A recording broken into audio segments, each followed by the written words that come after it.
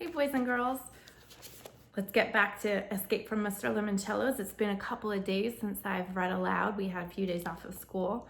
And when I last left off, one of the contestants, Bridget, decided to do an extreme challenge.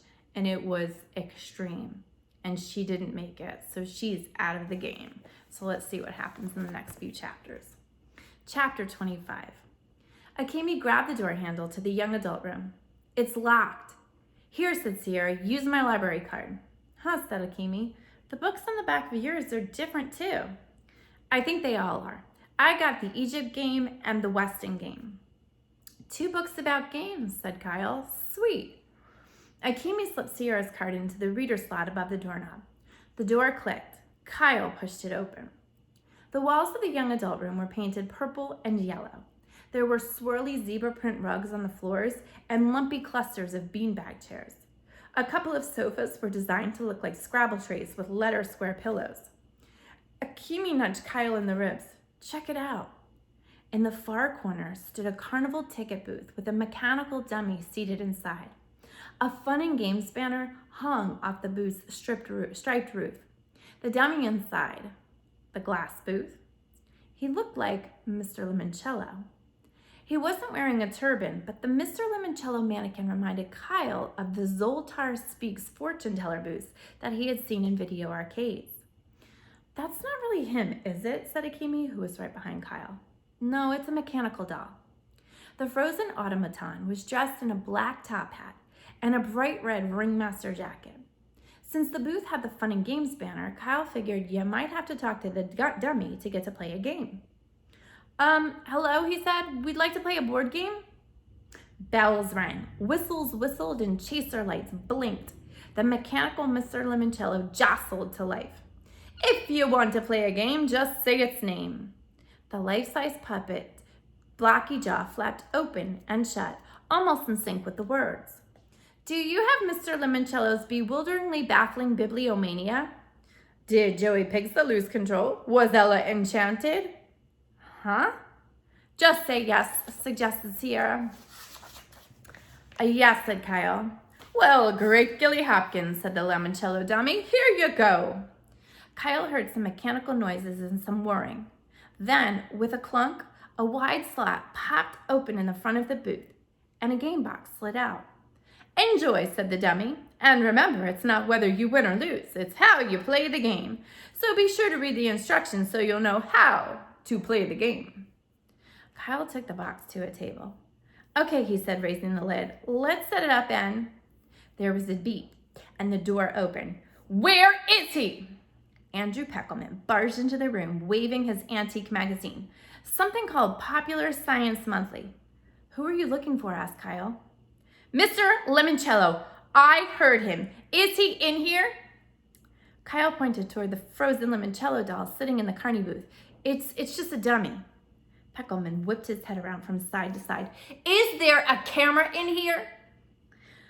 Right over the door. Peckelman turned around and faced it. Kyle, Akemi, and Sierra formed a human shield to hide their bibliomania box. I want to use the second lifeline, Peckelman shouted at the camera. I want to talk to an expert. Very well, said the calm voice Kyle immediately recognized as belonging to Dr. Zinchenko. With whom do you wish to speak? The guy who wrote this stupid magazine article about cracking open bank vaults in the 1930s. I'm afraid we cannot arrange that for you, Andrew. Why not? This guy is a moron. He didn't tell me anything about how to open the front door, which is what my Google search said the magazine would do.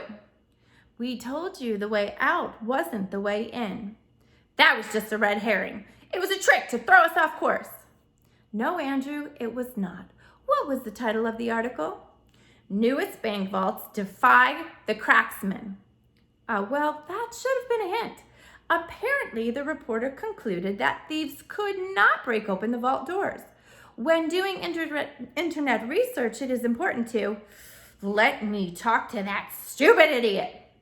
I'm sorry the magazine was published in 1936. The reporter is dead. Well, then I want to talk to Mr. Lemoncello. Excuse me?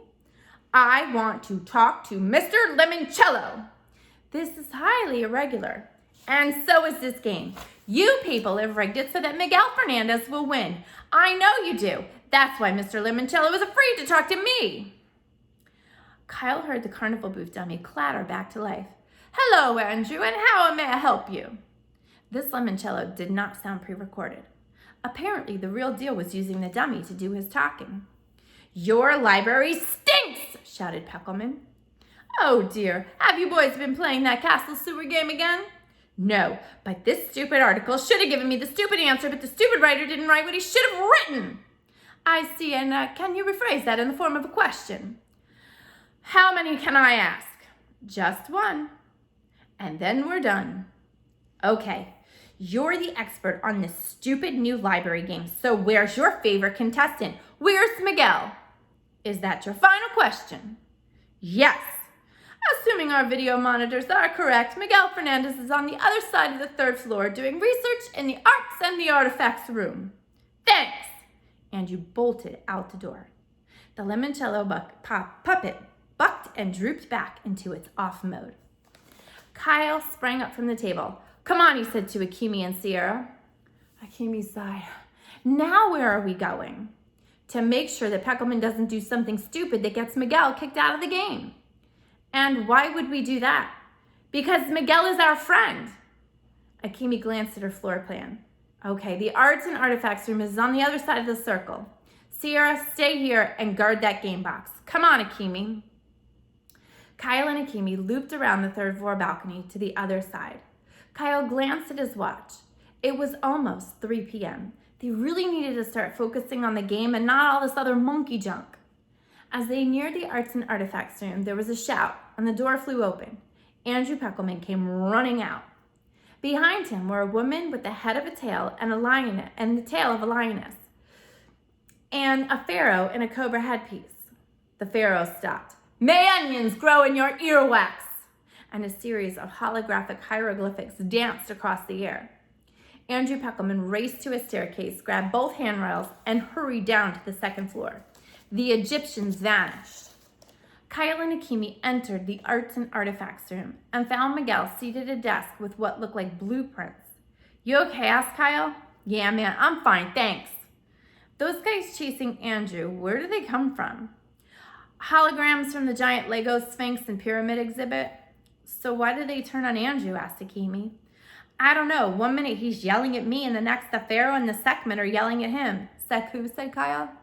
Sekhmet, said Akimi, the Egyptian lion goddess and warrior. Haven't you read The Red Pyramid by Rick Riordan? It's on my list, said Kyle, or it would be. He definitely needed to start a reading list soon so he could catch up with everybody else. I bet the security guards in the control room fired up the Egyptian holograms when they saw that Andrew was going berserk in here, said Akimi. Good, said Miguel. The library is supposed to be a place for peaceful contemplation. That was when Sierra Russell rushed into the room. You guys, right after you left, Mr. Lemoncello's dummy spit out a bonus card. Chapter 26. Very clever, said Charles, pulling out another silhouette card out of a book. See it? This cover had been easy to find. It was the third book on the top shelf of the staff picks display. An image on the front cover was the bright yellow yield sign. The title? Universal Road Signs by renowned trafficologist Abigail Rose Painter. Charles had found the matching book in the 300s room on the second floor. The 300s were all about social sciences, including things like commerce, communications, and ta-da, transportation. The image also fit nicely with the pictogram he had found in the 700s room in a book called The Umpire Strikes Back. That baseball book was the first cover on the second shelf in the display case and had given Charles the card with the classic pose of an umpire calling an out. Reading the images from left to right, then down, just like you would read a book, Charles knew he was on the right track. The traffic sign book gave him walk, and the umpire book gave him out. Put the two picture words together and he had walk out. Clearly, if he could find all 12 silhouettes, the staff picks display would tell him how to walk out of the library. although he had absolutely no idea what the first image was that he found. The quarterback tossing a pass had to do with escaping the library. Well, not yet anyway. 3 down, 9 to go, Charles said, winking up at the closest security camera. And Mr. Lemoncello, if you're watching, may I say that you're an extremely brilliant man. Charles had never sucked up to a video camera before, but he figured it was worth a shot. Maybe Mr. Lemoncello would send him a bonus clue or something. Instead, when Charles stepped out of the 300s room, somebody sent him Andrew Peckelman. The goggle-eyed library geek was sputtering mad as he rushed down the steps and stomped around the second floor balcony. Stupid library, stupid Lemoncello, stupid Sphinx and Sekhmet. Why so glum, Andrew? Charles called out. Because this game stinks. Mr. Lemoncello just sent a bunch of holograms hurling hieroglyphics after me. He could put somebody's eye out with those things. Really? With a hologram? Hey, they're made of lasers, aren't they? Indeed. Say, speaking of hieroglyphics, where might I find a book about picture languages? Ha! Why should I tell you? Because Kyle Keeley is working with Akimi Hughes and Sierra Russell. I imagine it's only a matter of time before your friend Miguel Fernandez joins the team too. Miguel isn't my friend. Besides, I'm a better navigator navigating my way through a library than he'll ever be. I know. That's why I want you on my team. Really? Charles smiled. Kids like Andrew Peckelman were so easy to manipulate. Oh yes, work with me and I guarantee you the world will know that you should be the head library aide at Alexandriaville Middle School. The 400s, blurted Peckelman. Pardon? That's where you'll find books on hieroglyphics in all kinds of languages. If you want secret codes, those are in the 600 room. The 650s to be exact. Charles shot out his hand. Welcome to the team, Charles. The new teammates stepped into the 400s room. For some reason, it was pitch dark and smelled like pine trees. Bienvenida, bienvenue, with me, Kukuwarabisha. Welcome, boomed a voice from the ceiling speakers. This is the 400s room, home to foreign languages. Here, Charles and Andrew, you can learn all about your American heritage. A bank of spotlights thumped on. Charles and Andrew were face to face with a row of 4 featureless mannequins. An overhead projector beamed a movie onto dummy number 2, turning it into a perky woman who looked like a flight attendant. Hello and welcome to your American heritage. I'm Debbie. Let's begin your voyage. That's okay, said Charles. We're rather busy. Let's begin your voyage, the mannequin repeated. Charles sighed. Obviously, there was no way to turn this silly display off. He might as well speed things along by telling the dummy what he wanted to hear. Fine, but can we go with the abridged version? We're kind of in a bit of a rush. Yeah, nodded Andrew. We have to escape before noon tomorrow. The woman, whose body remained frozen while the movie made her face and costume spring to life, reminded Charles of the graveyard statues from the Haunted Mansion ride at Disney World. Well, we've researched your family tree, she said. Please enjoy this short and informative film. Is this part of the game? Andrew whispered to Charles. Possibly. Pay attention for any bonus clues. Okay, what do they look like? Who can ever say? A screen behind the life-size dummy leapt to life with all sorts of scratchy images of people huddled together on the deck of a boat near the Statue of Liberty. For decades, narrated the ceiling voice, public libraries have proudly served America's newest citizens, the immigrants who flocked to these shores yearning for the freedom to build their own American dreams. Charles really wasn't interested in this kind of stuff. His ancestors were all Americans. The only language they ever spoke was English.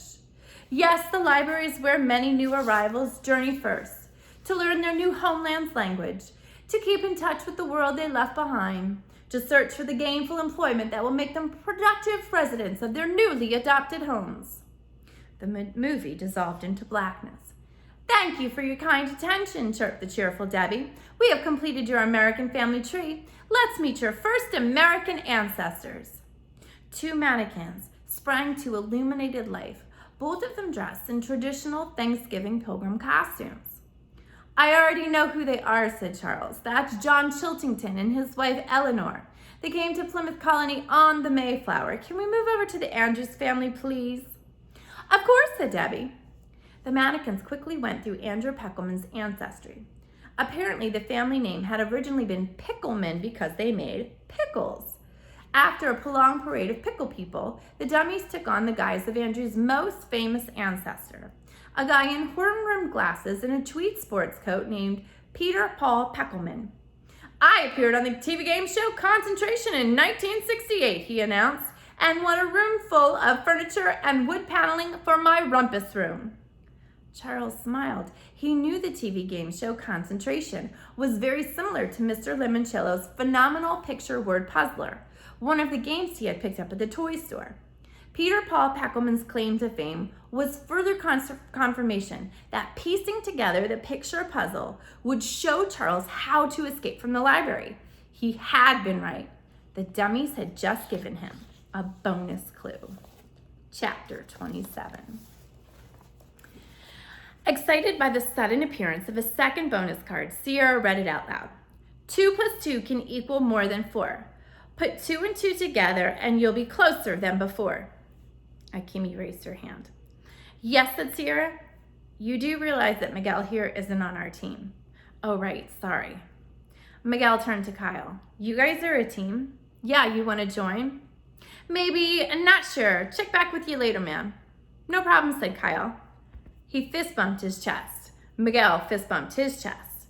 They were flashing each other peace signs when Sierra said, "I think this means that we should all play together as a team.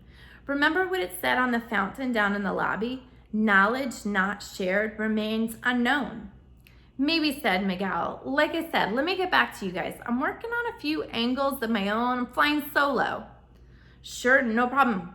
Kyle was about to do the whole fist, chest, bump, peace sign thing again when he had a brainstorm. "Miguel, quick question. What's on your library card?" Miguel shrugged. "My name and the number 1. "Anything else, like on the back?" "Nothing really, couple books." "2? "Yeah." "What are their titles?" Miguel bit his lip. "I don't want to say, because you think they may be clues." "Not saying what I think I might or not be thinking, okay, bro?" Kyle nodded. "There are 2 books on the back of everybody's library card," said Akimi, thinking out loud. "Put 2 and 2 together and you'll be closer than before. The book titles are some sort of a clue. My books are one, Akimi?" Kyle shook his head and nodded toward Miguel.